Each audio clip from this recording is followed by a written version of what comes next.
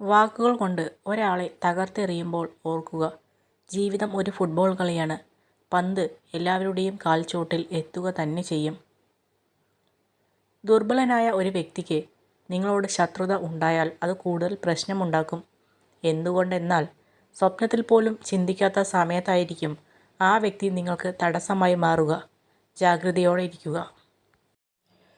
എത്ര നന്നായി വണ്ടി വലിച്ചാലും കുതിരയ്ക്ക് അടി ഉറപ്പാണ്. അതുപോലെ എത്ര നന്നായി ജീവിച്ചാലും വിമർശനങ്ങൾ ഉണ്ടാകും. എന്നാലും ജീവിക്കുക.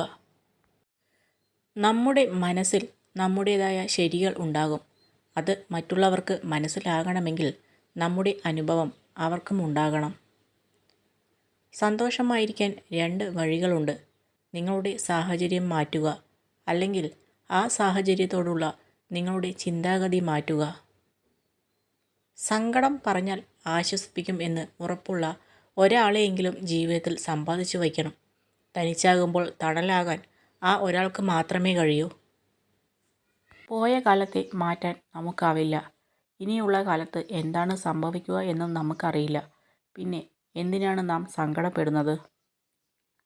നല്ലതായാലും മോശമായാലും ജീവിതം നിങ്ങൾക്ക് ഒരുപാട് അനുഭവങ്ങൾ പകർന്നു നൽകുന്നുണ്ട്. അതാണ് ഈ ലോകത്തിലെ ഏറ്റവും മൂല്യമേറിയ വസ്തുവും. കോപവും കൊടുങ്കാറ്റും ഒരുപോലെയാണ്. രണ്ടും ശമിച്ചതിന് ശേഷമേ അത് ഉണ്ടാക്കിയ നാശം എത്രയെന്ന് തിരിച്ചറിയാനാകൂ. കുടുംബത്തിന് വേണ്ടി ജീവിക്കണം, എന്നാൽ കുടുംബത്തിന് വേണ്ടി മാത്രമായി ജീവിക്കരുത്. നിനക്ക് വേണ്ടി ജീവിക്കാനും ഈ ഒരൊറ്റ ജീവിതമേയുള്ളൂ. പലരും പല ആവശ്യങ്ങൾ പറഞ്ഞു വരുമ്പോൾ കഴിയാത്തതാണെങ്കിൽ ഇല്ല എന്ന് തന്നെ പറയണം.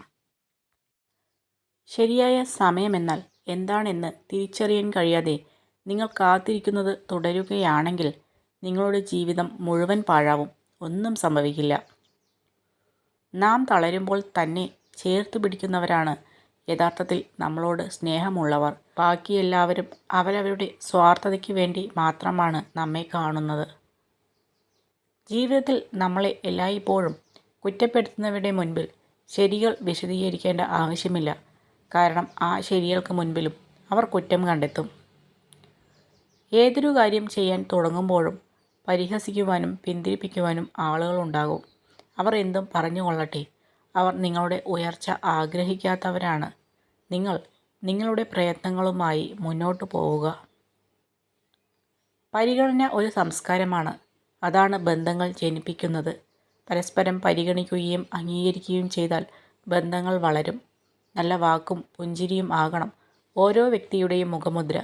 ബന്ധങ്ങൾ വളരാനുള്ള ആദ്യ പടിയാണിത്. നിങ്ങൾ അനുഭവിച്ച വേദനകൾ നിങ്ങളെ കൂടുതൽ ശക്തരാക്കുന്നു. നിങ്ങൾ നേരിട്ട വഞ്ചനകൾ നിങ്ങളെ കൂടുതൽ വിവേകം ഉള്ളവരാക്കുന്നു. നിങ്ങൾ അനുഭവിച്ച നിരാശകൾ നിങ്ങളെ കൂടുതൽ വിദഗ്ധരാക്കുന്നു. നിങ്ങൾ ആർജിക്കുന്ന അനുഭവജ്ഞാനം നിങ്ങളെ കൂടുതൽ ബുദ്ധിമാന്മാരാക്കുന്നു. നിങ്ങൾക്ക് തരണം ചെയ്യാൻ സാധിക്കാത്ത പ്രശ്നങ്ങൾ ഒന്നുമില്ല എന്ന വിശ്വാസം നിങ്ങളുടെ മനസ്സിനും ശരീരത്തിനും ഊർജം പകരും. നഷ്ടം മറ്റൊരു ലാഭത്തിനു വേണ്ടിയുള്ള മാറ്റം മാത്രമാണ്. അതിനാൽ നഷ്ടത്തെക്കുറിച്ച് ചിന്തിച്ച് സങ്കടപ്പെടാതിരിക്കുക. നിങ്ങൾ അർഹിക്കുന്നതിനേക്കാൾ കുറഞ്ഞ ഒന്നിനും ഒരിക്കലും പരിഹാരം കാണരുത്. അത് അഹങ്കാരമല്ല, ആത്മാഭിമാനമാണ്. ഭാവന അറിവിനേക്കാൾ പ്രധാനമാണ്. അറിവ് പരിമിതമാണ്. അതേസമയം ഭാവന ലോകത്തെ മുഴുവൻ ഉൾക്കൊള്ളുന്നു, പുരോഗതിയെ ഉത്തേജിപ്പിക്കുന്നു, പരിണാമത്തിന് ജന്മം നൽകുന്നു.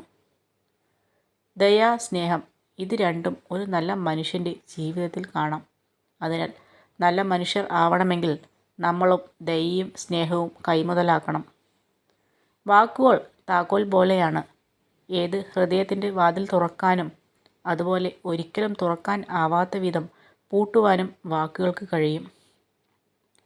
പരിധികൾ സ്വയം നിർണയിച്ച് ഒരു കൂട്ടിനുള്ളിൽ ഒതുങ്ങിക്കൂടുവാൻ നിങ്ങൾ ഒരിക്കലും തയ്യാറാവരുത്. നിങ്ങളുടെ മനസ്സ് എത്രയും ദൂരം ചെന്നെത്തുന്നുവോ അത്രയും ദൂരം പോകുവാൻ നിങ്ങളും തയ്യാറാവുക. ഓർക്കുക, വിശ്വാസമുണ്ടെങ്കിൽ നിശ്ചയമായും പ്രവർത്തിക്കുവാനും സാധിക്കും. നല്ല ആത്മനിയന്ത്രണമുള്ള ആളുകൾ അവരെ പ്രലോഭിപ്പിക്കുന്ന സാഹചര്യങ്ങളിൽ സമയം ചെലവിടാറില്ല. പ്രലോഭനത്തെ അതിജീവിക്കുന്നതിലും എളുപ്പം അതിനെ ഒഴിവാക്കുന്നതാണ്. ഓരോ സൗന്ദര്യത്തിനും അത് കാണാൻ എവിടെയോ ഒരു കണ്ണുണ്ട്. ഓരോ സത്യവും കേൾക്കാൻ എവിടെയോ ഒരു കാതുണ്ട്. അതുപോലെ ഓരോ പ്രണയത്തിനും സ്വീകരിക്കാൻ എവിടെയോ ഒരു ഹൃദയമുണ്ട്. ഓർമ്മപ്പെടുത്തി ആരെയും കൂടെ നിർത്തേണ്ടതില്ല. നമ്മൾ കൂടെ വേണമെന്ന് ആഗ്രഹിക്കുന്നവർ പറയാതെ തന്നെ കൂടെയുണ്ടാവും. പറഞ്ഞു തരുന്നതിന് അറിഞ്ഞു തരുന്നതിൻ്റെ ആയുസ്സോ ആത്മാർത്ഥതയോ ഉണ്ടാകണമെന്നില്ല. ആരെയും ഉപയോഗശൂന്യമായി കണക്കാക്കരുത്. കാരണം അഴുക്ക് വെള്ളം കുടിക്കാൻ കൊള്ളില്ലെങ്കിലും അതിന് തീ കെടുത്താനുള്ള കഴിവുണ്ട്. നമ്മുടെ തെറ്റുകളും കുറവുകളും മറ്റൊരാൾ തിരുത്താൻ നമ്മളെ നിർബന്ധിക്കാതെ നമ്മൾ തന്നെ സ്വയം കണ്ടെത്തി തിരുത്താൻ ശ്രമിച്ച് മുന്നോട്ട് പോകുമ്പോഴാണ് നമ്മുടെ ജീവിതം സന്തോഷവും സമാധാനവും ഉള്ളതായി തീരുന്നത്. കൂടെയുള്ളവരുടെ സന്തോഷത്തിനും സമാധാനത്തിനും വേണ്ടി നമ്മുടെ ഇഷ്ടങ്ങളും ആഗ്രഹങ്ങളും പലപ്പോഴും നമ്മൾ വേണ്ടാന്ന് വയ്ക്കുന്നവരാണ്. പിന്നീട് ഒരിക്കലും അത് നേടാൻ കഴിയാതെ നമ്മൾ ഉള്ളിൽ 1000 തവണ കരഞ്ഞിട്ടുണ്ടാവും.